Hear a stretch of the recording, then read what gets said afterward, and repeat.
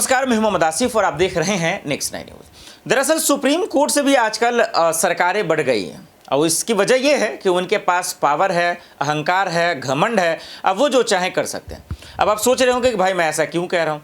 अब जो खबरें हमारे सामने आ रही हो उस लिहाज से तो वही लग रहा है, क्योंकि जिस मामले को लेकर सुप्रीम कोर्ट ने हरी झंडी दे दी हो, जिसने एलजी साहब को, दिल्ली के एलजी साहब को फटकार लगाया हो, केजरीवाल को जबरदस्त जीत दे दी हो, उसके खिलाफ केंद्र सरकार एक अध्यादेश लाती है और उस अध्यादेश को राज्यसभा लोकसभा में पेश किया जाता है, बिल पर चर्चा होती है और इसी चीज को लेकर अब बिल लगभग पास हो जाएगा। आज लोकसभा में इस पर चर्चा होगी।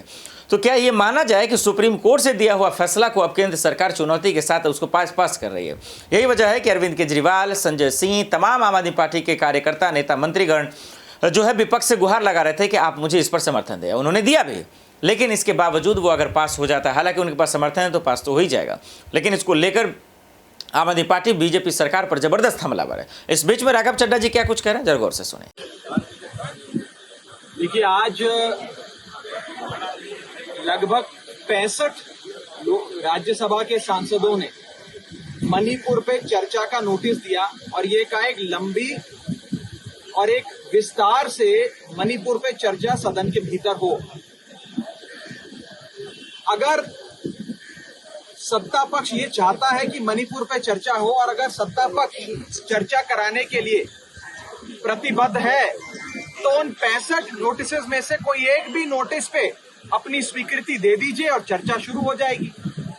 केवल सदन में आकर ये चिल्लाने से कि हम चर्चा चाहते हैं, चर्चा नहीं होगी। 65 नोटिस शायद आज तक भारत के संसदीय इतिहास में, राज्यसभा के इतिहास में 1952 से लेकर आज तक पहली बार इतनी बड़ी संख्या में सांसदों ने 267 का नोटिस दर्ज कर कहा कि हमारे देश का एक अभिन्न अंग, हमारा एक बहुत ही महत्वपूर्ण बॉर्डर स्टेट मणिपुर जल रहा है, मणिपुर के विषय में चर्चा हो। लेकिन सरकार ये चर्चा नहीं चाहती। मॉनसून का सत्र 20 जुलाई 2023 को शुरू हुआ था, आज 31 जुलाई 2023 है। 11 दिन हो गए।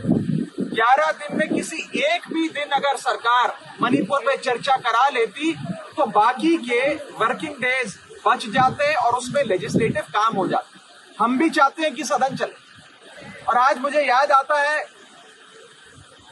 उस समय के leader of opposition Arun Jaitley ji और उस समय की नेता विपक्ष सुषमा स्वराज जी लोकसभा की, उनके कथन की याद आती है कि कभी कभी सदन में विपक्ष की आवाज सुनाए जाने के लिए अगर आपको अपनी आवाज बुलंद करनी पड़े तो उससे लोकतंत्र मजबूत होता है, लोकतंत्र कमजोर नहीं होता। और आज उसी कथन का हवाला देते हुए हम चेयरमैन साहब से, सभापति जी से हाथ जोड़कर विनती करना चाहेंगे कि मणिपुर के विषय पे चर्चा हो। और जब जब एक विस्तार से लंबी चर्चा होती है, संसदीय कन्वेंशन ये कहता है कि देश के प्रधानमंत्री जी आकर उस बहस में हिस्सा लेते हैं।